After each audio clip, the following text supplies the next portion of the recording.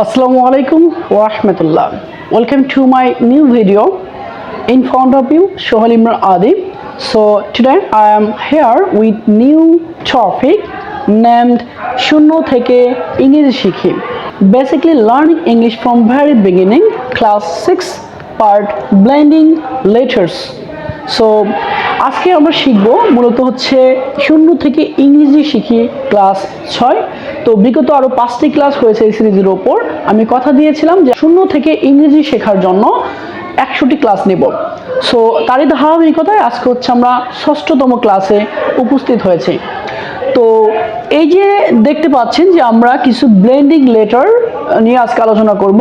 So প্রশ্ন হতে পারে যে হোয়াট ইজ ব্লেন্ডিং বা ব্লেন্ডিং লেটার কি। তো বিগত ক্লাসে আমরা দেখেছিলাম যে ভাওয়েল অ্যান্ড কনসোনেন্টের বিষয়ে আলোচনা করেছিলাম, এরপর আমরা সিলেবল পড়েছিলাম। তো আজকে আমরা দেখব হচ্ছে ব্লেন্ডিংকে।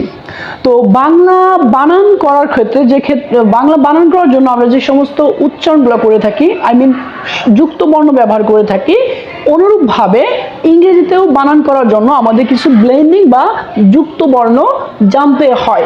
সো আজকের এই ক্লাসটি কিন্তু আপনাদের জন্য খুবই ম্যাজিক হবে আশা করি, কেননা ইউটিউবে অথবা ফেসবুক পেজে এরকমভাবে ইংরেজি ধরে ধরে কোনো চ্যানেল আমার মনে হয় না শেখায়। তো আজকে যদি আপনারা এই ক্লাসটি প্রথম থেকে শেষ পর্যন্ত করতে পারেন, তাহলে আমি আশা করি এর পরবর্তী ক্লাসটি আপনাদের জন্য আরও খুব বেশি বোধগম্য হবে।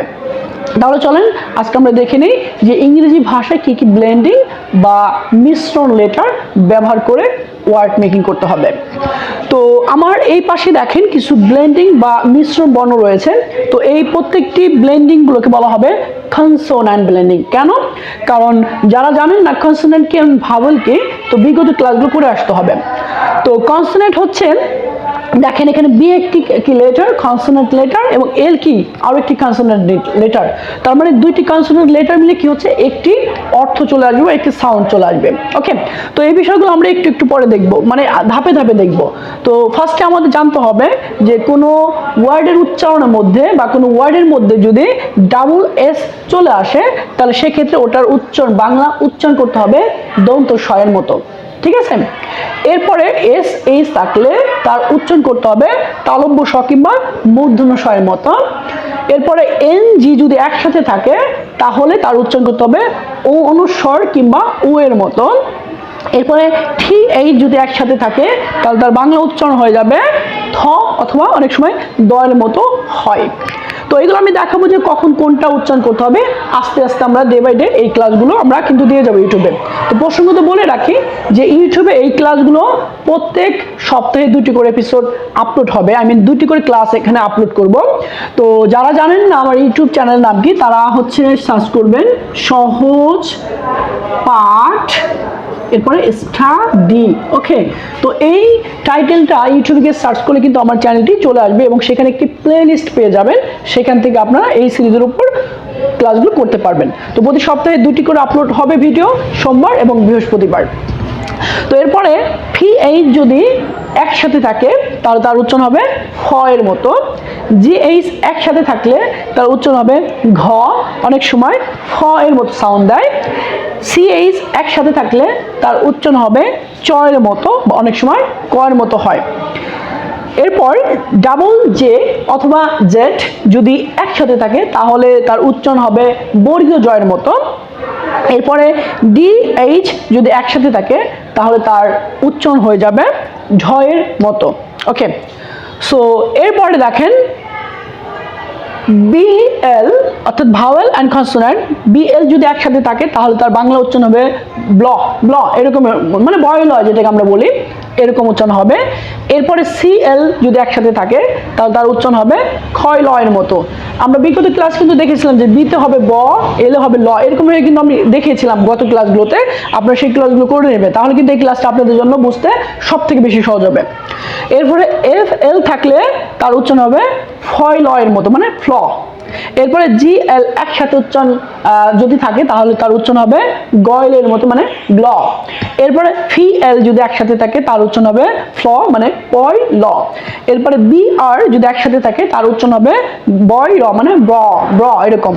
সি আর যদি একসাথে থাকে তাহলে তার উচ্চারণ হবে কয় র মানে ক্র। কেন?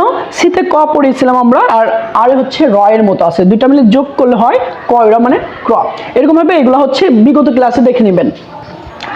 তো ডি আর যদি একসাথে থাকে তাহলে তার উচ্চারণ হবে ড্র ড্র ডয় র মানে ড্র। এরপরে এফ আর যদি একসাথে থাকে তাহলে তার উচ্চারণ হবে ফয় র মানে ফ। এরপর জি আর যদি একসাথে থাকে তাহলে তার উচ্চারণ হবে গয় র মানে গ্র। এরপরে ফি আর যদি একসাথে থাকে তাহলে তার উচ্চারণ হবে পয় র ফলা মানে প্র। এরপরে এস কে যদি একসাথে থাকে তাহলে তার উচ্চারণ হবে এস্ক এস্ক মানে দন্ত শয় ক। এরপরে এস সি যদি একসাথে থাকে তাহলে তার উচ্চারণ হবে এস্ক এস্ক অথবা দন্ত শয়ের মতো। এস এম যদি একসাথে থাকে তাহলে তার উচ্চারণ হবে এরকম অর্থাৎ দন্ত শয় মার উচ্চারণ হবে। এরপরে এস এন যদি একসাথে থাকে তাহলে তার উচ্চারণ হবে দন্ত শয় অর্থাৎ এরকম উচ্চারণ হবে।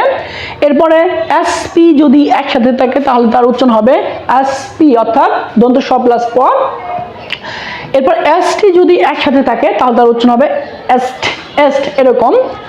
এস এল যদি একসাথে থাকে তাহলে তার উচ্চারণ হবে দন্ত শৈল বা স্ল স্ল। এরপরে এইগুলো হচ্ছে 3 লেটার বিশিষ্ট ব্লেন্ডিং। দেখো ব্লেন্ডিং কিন্তু আপনার 2টা কনসোনেন্ট মিলে হয়, আবার 3টা কনসোনেন্ট মিলেও কিন্তু উচ্চারণ আসে বা হয়। তো এস সি আর যদি একসাথে থাকে তাহলে তার উচ্চারণ হবে এসক্রো এস এ দন্ত স সিতে ক আর এ হচ্ছে র এসক্রো। এরপরে এস পি এল যদি একসাথে থাকে তাহলে তার উচ্চারণ হবে এসপ্ল ওকে। এরপরে এস পি আর যদি একসাথে থাকে তাহলে তার উচ্চারণ হবে এসফ্র। এরপরে এস টি আর যদি একসাথে থাকে তাহলে তার উচ্চারণ হবে এসট্রো। এরপরে এম ভি যদি একসাথে থাকে তাহলে তার উচ্চারণ হবে ময় ফ মানে এরকম। অ্যান্ডি যদি একসাথে থাকে তাহলে তার উচ্চারণ হবে নয় ড, যেমন আমরা অ্যান্ট বলি, ঠিক আছে। অ্যান্টি যদি একসাথে থাকে তাহলে তার উচ্চারণ হবে নয় ঠ মানে এরকম। তো আজকে আমরা দেখলাম যে ব্লেন্ডিং লেটার 2 বা ততোধিক কনসোনেন্ট মিলে কিন্তু বাংলা অনেক ধরনের উচ্চারণ হয়। তো আমরা আশা করি আপনারা এই টেবিলটি একটা পেজে বা সুন্দর করে আপনারা এই সিরিজের উপর যেহেতু 100 ক্লাস হবে আপনারা একটি নোট বানিয়ে রাখবেন এবং প্রত্যেকটি ক্লাস ধরে ধরে আপনারা সেখানে নোট করে রাখবেন, তাহলে কিন্তু আপনাদের পরবর্তী ক্লাসগুলো করতে সবথেকে বেশি সহজ হবে। ওকে, সো আজকের ভিডিওটি যদি ভালো লাগে তাহলে অবশ্যই চ্যানেলটি সাবস্ক্রাইব করবেন এবং পেজে যদি আপনারা এই ভিডিওটি দেখে থাকেন তাহলে অবশ্যই পেজটি ফলো দিয়ে রাখবেন এবং ভিডিওটি শেয়ার করবেন। Thank you so much for watching this video. আবারও হাজির হব এই 0 থেকে ইংরেজি শিখি 7ম ক্লাস নিয়ে।